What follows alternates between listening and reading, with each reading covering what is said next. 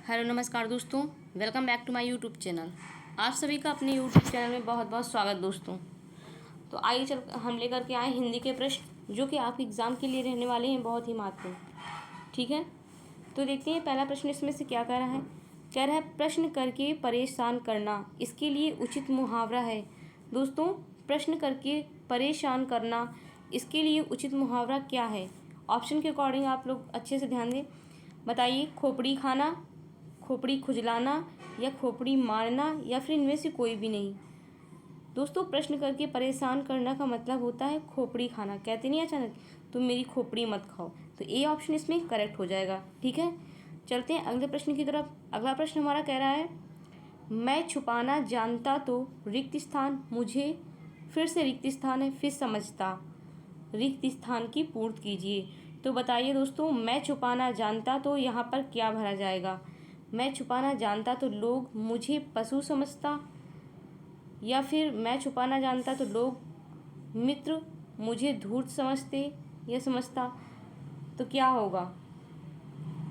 A option कह रहा जग साधु होगा, डी ऑप्शन कह रहा नीच भिखारी होगा। क्या होगा दोस्तों? मैं छुपाना जानता तो इसमें जग मुझे साधु समझता। क्या समझता?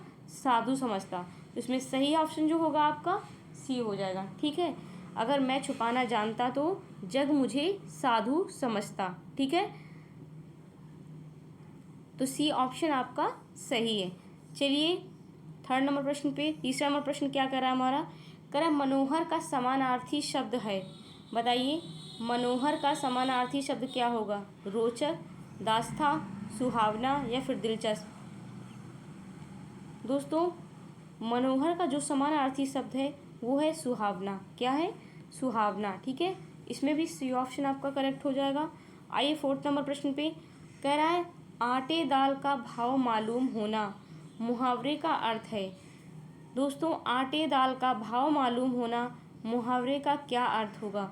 घर में राशन लाना, कष्ट का अनुभव होना, कंगाल होना, या फिर इनमें से कोई नहीं। दोस्तों, आटे दाल का भाव मालूम होना, इसका अर्थ होता है कष्ट का अनुभव होना। क्या होता है? कष्ट का अनुभव होना। समझ में आई बात? बी ऑप्शन आपका सही हो जाएगा। कहते नहीं, माँ बाप की राज पर तुम जितना चाहो उतना राज कर लो, और जब अकेला खुद का खर्चा उठाना पड़ेगा ना, तब तुम्हें आटे दाल का भाव पता चल जाएगा। ऐसे बोलते हैं ना मम्मी पापा दोस्तों। इसीलिए कहते हैं खूब मेहनत करते रहिए, आप अपने पैसों से अपनी इच्छाएं पूरी करें। ठीक है, अपनी पूर्ति करें। चलते हैं अगले प्रश्न की तरफ। अगला प्रश्न क्या कह रहा है? अगला प्रश्न कह रहा है दोस्तों, अल्पाहारी शब्द के लिए उचित वाक्य है। बताइए, अल्पाहारी शब्द के लिए उचित वाक्य क्या होगा? दोस्तों, इसका मतलब ये नहीं कि सिर्फ आप अपना ही इच्छा पूरी करें। इससे ये होता है अपने माँ बाप का भी ध्यान रखें आप। ठीक है, ये नहीं कि सिर्फ अपनी इच्छा पूरी करें। बताइए, इसमें क्या कह रहा है? अल्पाहारी शब्द के लिए उचित वाक्य क्या होगा? जो कम खाता हो, जो फल खाता हो, जो खाना खाता हो, या इनमें से कोई भी नहीं। बताइए, अल्पाहारी का मतलब होता है बहुत ही कम आहार लेने वाला। ठीक है, तो अल्पाहारी का मतलब होता है जो कम खाता हो। क्या होगा? जो कम खाता होगा। ए ऑप्शन आपका सही होगा। अब आप लोग हमें कमेंट बॉक्स में बताइए, जो अधिक खाता हो, जो अधिक खाता हो, इसके लिए एक वाक्य क्या होगा, इसे आप कमेंट बॉक्स में बताइए। ठीक है, ये प्रश्न आप HW की तरह समझ लीजिए, लास्ट वाला जो कि हमने पहले ही दे दिया। ठीक है, बताइए इसका आंसर आप लोग बताइए, अभी बताइए कमेंट बॉक्स में। अब इसको आ रहा है वो बताइए, जिसको नहीं आ रहा है वो कल तक बताएं। ठीक है, आइए छठवें नंबर प्रश्न पे चलते हैं। छठवां नंबर प्रश्न हमारा कह रहा है जयद्रथ वध। जयद्रथ वध किस लेखक की रचना है? बताइए, जयद्रथ वध किस लेखक की रचना है? ऑप्शन ए देखिए, मैथिली शरण गुप्त की है, जयशंकर प्रसाद की है, महादेवी वर्मा की है, या फिर प्रेमचंद की है। किसकी है दोस्तों? बताइए, जयद्रथ वध। जो जयद्रथ वध जो रचना है दोस्तों, ये हमारी जो है मैथिली शरण गुप्त की है। किसकी है? मैथिली शरण गुप्त की है। इनकी एक रचना और फेमस है जो कि है साकेत। ठीक है, क्या है? साकेत भी इन्हीं की रचना है। जयशंकर प्रसाद की आप लोग जानते होंगे कामायनी। कामायनी किसकी है? जयशंकर प्रसाद की है। महादेवी वर्मा की फेमस रचना कौन सी हो गई? यामा। और कौन सी हो गई? बताइए, यामा और नीरजाभिनी की है, किसकी है? महादेवी वर्मा की। ठीक है, प्रेमचंद की बताइए। प्रेमचंद की दोस्तों हो जाएगी गोदान, और क्या हो जाएगी? गबन, और गोदान गबन। और इनका एक और उपन्यास है, एक और रचना है इनकी जो कि अधूरी रचना है, उसे आप बताइए प्रेमचंद की अधूरी रचना कौन सी है। ठीक है, आइए साथियों, इसमें सही ऑप्शन क्या हो जाएगा दोस्तों? ए ऑप्शन आपका सही हो जाएगा। ठीक है, मैथिली शरण गुप्त जयद्रथ वध की रचना है। ठीक है, मैथिली शरण गुप्त जयद्रथ वध जो रचना है वो मैथिली शरण गुप्त की है। ठीक है, समझ में आया? चलते हैं अगले प्रश्न की तरफ। अगला प्रश्न कह रहा है मोक्ष प्राप्त शब्द का समास विग्रह करने पर कौन सी विभक्ति मिलती है? दोस्तों, मोक्ष प्राप्त शब्द का समास विग्रह करने पर कौन सी विभक्ति मिलती है? तो बताइए, मोक्ष को आप लोग पहले डिफाइन कीजिए, मतलब अलग अलग करिए, तोड़िए इसको, क्या शब्द बनेगा? मोक्ष प्राप्ति को आप लोग कैसे तोड़ सकते हैं इस शब्द को? अगर हमने बोल दिया पदच्युत, तो मतलब पद से अलग। ठीक है, समझ रहे हो? उसी तरह मोक्ष प्राप्त, इसको आप कैसे समास विग्रह करेंगे? इसका अर्थ बताइए। के लिए, से, को, द्वारा। इसमें इन चारों अवसरों में कौन सा शब्द हम ऐसा रखें जिससे इसका समास विग्रह हो सके? दोस्तों, मोक्ष प्राप्त मतलब होता है मोक्ष को प्राप्त। किसको? मोक्ष को प्राप्त। ठीक है, ये इसका समास विग्रह हो जाएगा, किसका? मोक्ष प्राप्त का। तो इसमें सही ऑप्शन कौन सा हो जाएगा? इसमें सही ऑप्शन जो हो जाएगा दोस्तों हमारा सी ऑप्शन हो जाएगा। क्या? मोक्ष को प्राप्त। सी ऑप्शन आपका सही हो जाएगा। ठीक है, आइए 8वें नंबर प्रश्न पे। यहाँ पढ़ा नहीं जाता वाक्य में कौन सा वाच्य है? यहाँ पढ़ा नहीं जाता वाक्य में कौन सा वाच्य है? भाववाच्य, कर्मवाच्य, अधिवाच्य या अवधिवाच्य, या फिर इनमें से कोई भी नहीं? यहाँ पढ़ा नहीं जाता दोस्तों, यहाँ पर पढ़ा नहीं जाता तो इसमें कौन सा वाच्य आएगा? भाववाच्य आएगा। कौन सा वाच्य आएगा? भाववाच्य। ठीक है, ए ऑप्शन आपका सही होगा। 9वां नंबर प्रश्न देखिए। 9वां नंबर प्रश्न कह रहा है व्याल, उरग, पन्नग निम्न में से किसका पर्यायवाची है? दोस्तों, ये चार ऑप्शन जो दिए गए हैं इनमें से व्याल, उरग और पन्नग जो शब्द हैं वो किसके पर्यायवाची शब्द हैं? सांप का है, भौरा का है, हाथी का, या फिर सियार का? बताइए, तीन ऑप्शन जो हैं वो एक किससे मैच कर रहे हैं? बताइए आप लोग। दोस्तों, व्याल, उरग और पन्नग जो हैं वो सांप के पर्यायवाची हैं। किसके हैं? सांप के। ठीक है, ए ऑप्शन आपका सही हो जाएगा। इसे सर्प भी कहेंगे, और क्या कहेंगे? भुजंग। क्या कहेंगे? भुजंग भी सांप का ही है। ठीक है, आइए अगले प्रश्न की तरफ। अगला प्रश्न क्या कह रहा है? कह रहा है चाबुक निबंध संग्रह के रचनाकार हैं। बताइए, चाबुक निबंध संग्रह के रचनाकार प्रेमचंद हैं, सूर्यकांत त्रिपाठी निराला, या फिर महादेवी वर्मा? इनमें से कोई भी नहीं।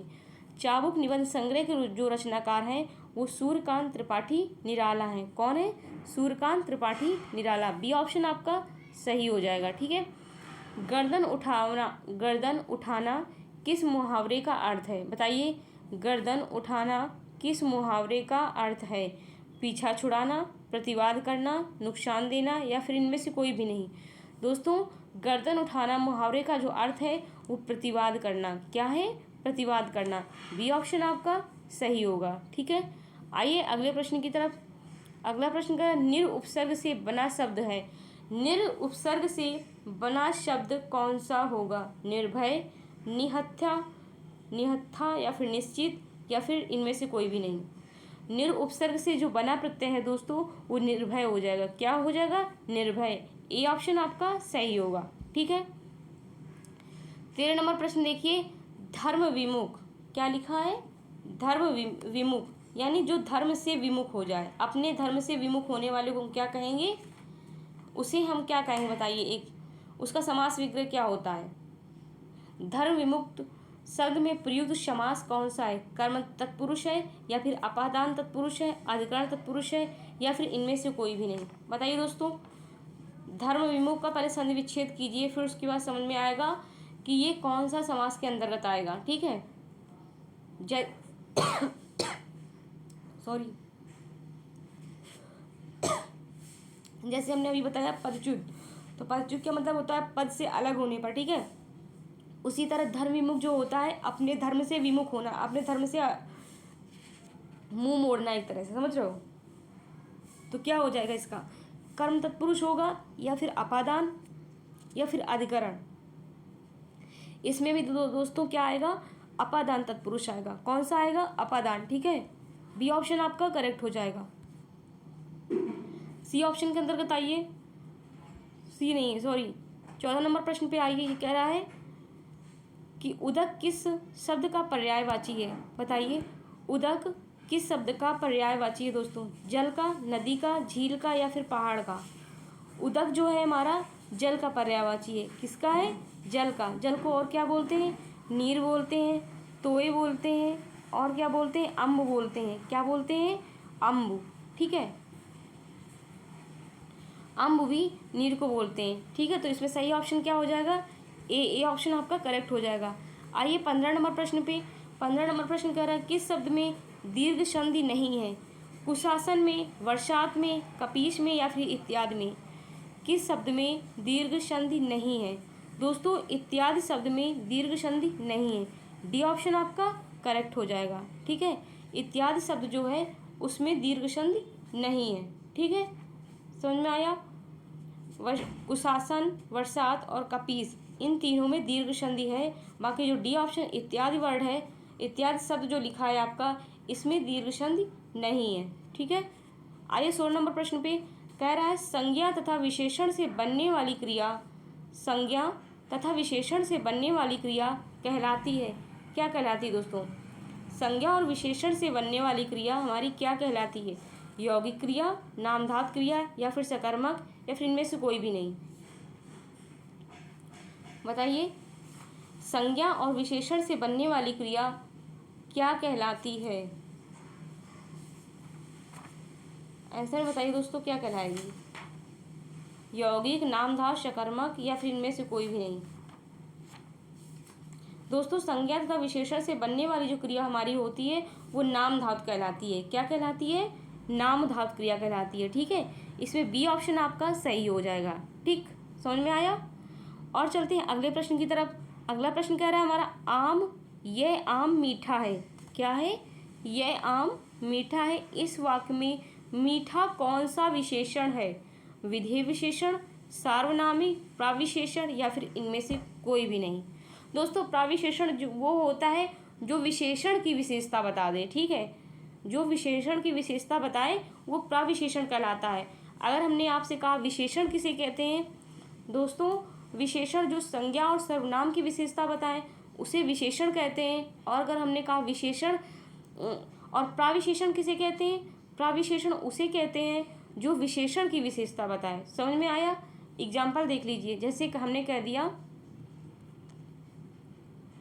सिंदूरी लाल, सिंदूरी लाल साड़ी, या फिर मैंने बोल दिया सिंदूरी लाल टमाटर। तो लाल टमाटर की विशेषता है कि लाल है वो। ठीक है, और लाल की विशेषता क्या है, सिंदूरी है। समझ में आई, समझ में बात आई आपको कि नहीं आई। मैंने क्या कहा, जो लाल शब्द है, जैसे मैंने बोला